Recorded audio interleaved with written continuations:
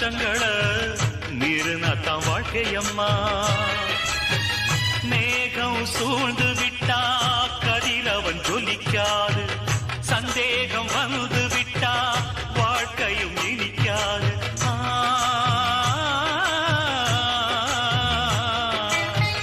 அக்னிய சாட்சி வச்சு நடக்குது கல்யாணம்.